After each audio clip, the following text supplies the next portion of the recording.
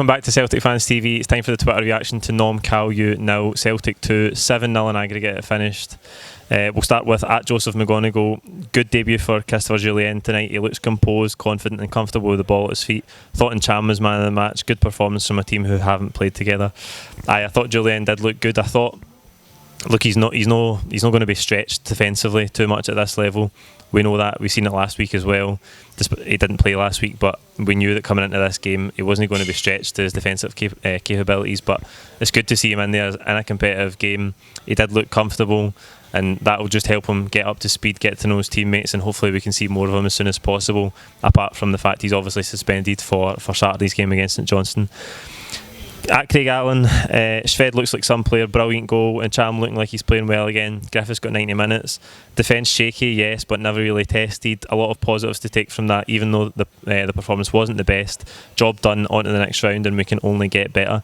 Look, I think Ncham, I'm not going to get too carried away with Ncham because we know that he's very hot and cold. He did play well tonight, and for much of the game he did have a really slack ball in the second half. Back to one of the centre halves, it was short, and the Kalju attacker got into it.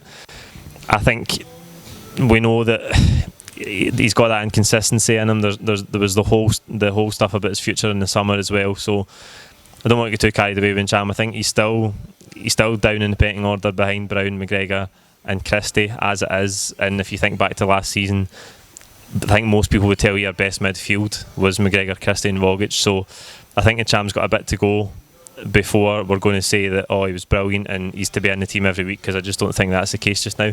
But again, tonight he did play well.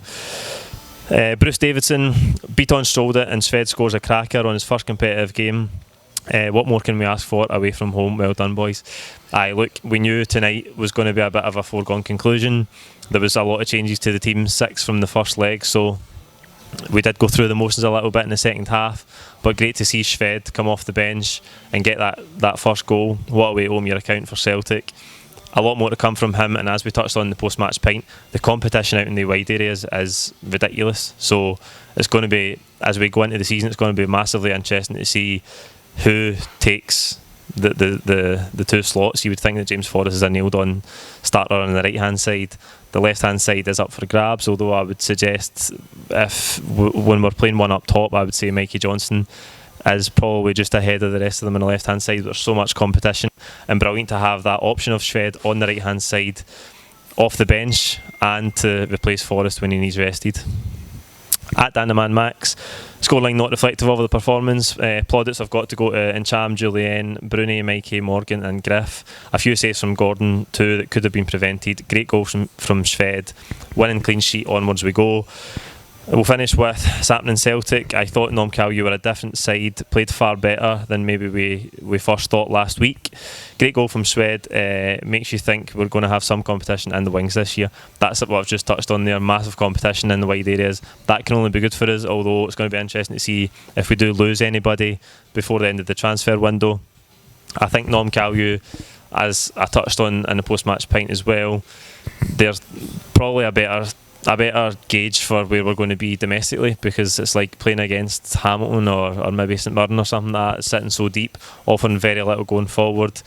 Even when we were slack in the defensive third in the second half, we gave them some openings, and they'd never really had the quality to make anything of them. They had a couple of shots on target, but that was it. They never really looked like scoring. So I think, as I said, we're going to find out where we are in the next qualifying round against Cluj.